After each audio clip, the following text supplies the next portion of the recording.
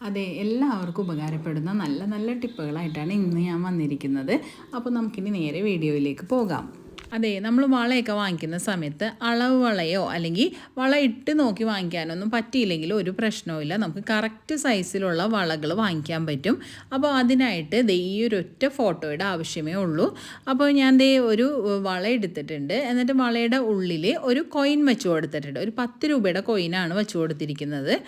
ഇതേപോലെ വളയുടെ കറക്റ്റ് സെൻറ്ററിൽ തന്നെ കോയിൻ വെക്കുക. എന്നിട്ടൊരു ഫോട്ടോ എടുക്കുക. ഇനി ഈ ഫോട്ടോ ഉപയോഗിച്ചിട്ട് നമുക്ക് കറക്റ്റ് ആ വളയുടെ അതേ അളവിലുള്ള വള നമുക്ക് എടുക്കാൻ പറ്റും. അപ്പോൾ അതെങ്ങനെയാണെന്ന് നോക്കാം. ഫോട്ടോ ഒന്ന് സൂം ചെയ്തിട്ട് കോയിൻ നമുക്ക് ആ കറക്റ്റ് ആയിട്ട് ആ ഒരു കോയിൻ ഇരുന്ന ഭാഗത്ത് തന്നെ വെച്ച് കൊടുക്കാം. എന്നിട്ട് വള നമ്മൾ ഇതേപോലെ ആ ഫോട്ടോയിലുള്ള വളയുടെ മുകളിൽ വെച്ച് കൊടുക്കുകയാണെങ്കിൽ ആ ഫോട്ടോയിലുള്ള വളയുടെ അതേ അളവിലുള്ള വള നമുക്ക് സെലക്ട് ചെയ്തെടുക്കാൻ പറ്റും. കയ്യിൽ അളവ് വളയോ അല്ലെങ്കിൽ വള ഇട്ട് നോക്കാൻ ആളില്ലെങ്കിലൊക്കെ നമുക്ക് ഈ ഒരു രീതിയിൽ വള എടുത്തു കഴിഞ്ഞാൽ ഒട്ടും തന്നെ വ്യത്യാസമില്ലാതെ കറക്റ്റ് അളവിലുള്ള വള വാങ്ങിക്കാൻ പറ്റും. അതെ, നമ്മളെല്ലാവരും തന്നെ വേസ്റ്റ് ബിൻ യൂസ് ചെയ്യാറുണ്ട്. എന്നാൽ ഈ വേസ്റ്റ് ബിന്ന് നല്ല വൃത്തിയായിട്ട് സൂക്ഷിക്കാൻ പറ്റിയ ഒരു ടിപ്പ് കാണിക്കാം. അപ്പോൾ കഴുകാൻ മടിയുള്ളവർക്കൊക്കെയാണ് എപ്പോഴും വേസ്റ്റ് ബിന്നൊന്നും കഴുകേണ്ട ആവശ്യമില്ല. ഇതേപോലെ ഒരു വലിയ കവർ എടുക്കുക. എന്നിട്ട് ആ കവർ ഇതേപോലെ വേസ്റ്റ് ബിന്നിന് മുകളിലേക്ക് ഇതേപോലെ അങ്ങ് വച്ചു കൊടുക്കുക. ഇനി നമുക്ക് ബക്കറ്റിനുള്ളിലേക്ക് ആ കവർ ഇതേപോലെ അങ്ങ് താത്തി വെച്ച് കൊടുത്താൽ മതി. അപ്പോൾ വലിയ വേസ്റ്റ് ബക്കറ്റൊക്കെ ആണെങ്കിലും ഈ ഒരു രീതിയിൽ ചെയ്ത് കഴിഞ്ഞാൽ നല്ല പെർഫെക്റ്റ് ആയിട്ട് ഇരുന്നോളും. അപ്പോൾ ഈ ഒരു രീതിയിൽ നമ്മൾ കവർ വെച്ച് കൊടുക്കുകയാണെങ്കിൽ പിന്നെ നമ്മൾ വേസ്റ്റൊക്കെ ഇടുമ്പോഴും വേസ്റ്റിൻ്റെ അംശമൊന്നും ബക്കറ്റിലാവില്ല. ഇതേപോലെ നമ്മൾ വേസ്റ്റൊക്കെ ഇട്ടിട്ട് വേസ്റ്റൊക്കെ നിറഞ്ഞു കഴിയുമ്പോൾ ഈ കവറോടുകൂടി തന്നെ അങ്ങ് എടുത്ത് മുനിസിപ്പാലിറ്റിയിലെ ചാക്കിനുള്ളിലേക്ക് വച്ചാൽ മതിയാവും. അപ്പോൾ വേസ്റ്റ് പിന്നെ എപ്പോഴും നല്ല ക്ലീൻ ആയിട്ട് ഇരുന്നോളും. ഇനി നമുക്ക് അടുത്ത ടിപ്പ് എന്താണെന്ന് നോക്കാം.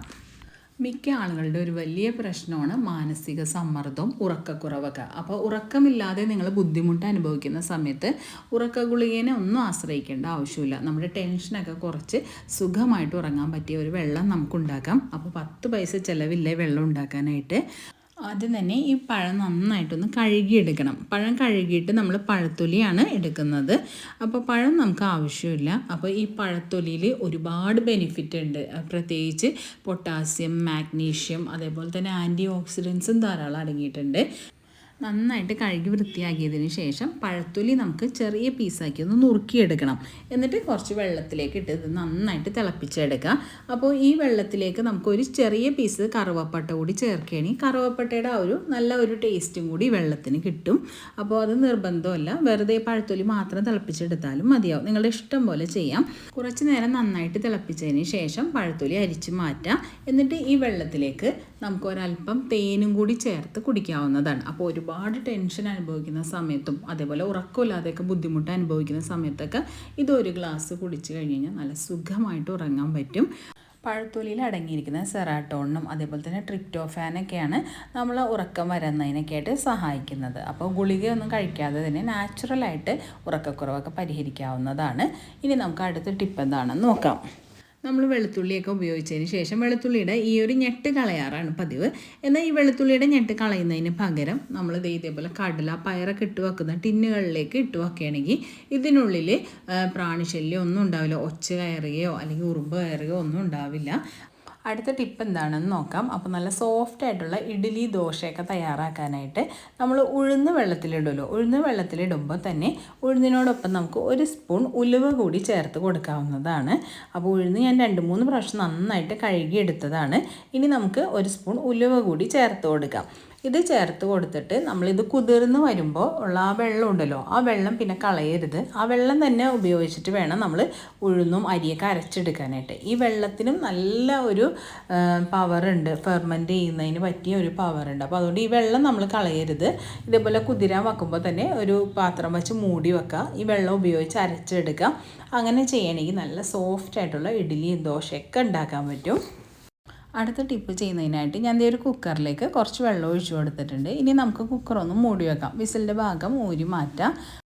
ചിലപ്പോൾ നമ്മൾ മിക്സിയുടെ ജാറിൽ തേങ്ങ അതേപോലെ തന്നെ ഉള്ളി ജീരകമൊക്കെ ഇട്ട് അരച്ചിട്ടുണ്ടാവും. അപ്പോൾ ഈ മിക്സിയുടെ ജാറിനുള്ളിൽ ഒരു ബാഡ് സ്മെല്ല് ഉണ്ടാവുമല്ലോ. അപ്പോൾ അങ്ങനെയുള്ള മിക്സിയുടെ ജാറിനുള്ളിലുള്ള ബാഡ് സ്മെല്ല് മാറാനും അതേപോലെ തന്നെ ചിലപ്പോൾ നമ്മൾ ഗ്ലാസ്സിലൊക്കെ മുട്ടയൊക്കെ നമ്മൾ ഓംലെറ്റ് ഉണ്ടാക്കാനൊക്കെ ആയിട്ട് നമ്മൾ കലക്കിയെടുക്കുന്നുണ്ടാവും. അപ്പോൾ ആ ഗ്ലാസ്സിനുള്ളിലെ മുട്ടയുടെ സ്മെല്ല് മാറാൻ അങ്ങനെ എന്തെങ്കിലും പോകാത്ത സ്മെല്ലുകൾ പാത്രങ്ങൾക്ക് ഉണ്ടെങ്കിൽ ആ ബാഡ് സ്മെല്ലൊക്കെ മാറി കിട്ടാനായിട്ട് ഇതേപോലെ ഈ ആവി വരുന്ന കുക്കറിൻ്റെ മുകളിലായിട്ട് ആ പാത്രം ഇതേപോലെ ഒന്ന് വച്ചു കൊടുത്താൽ മതി.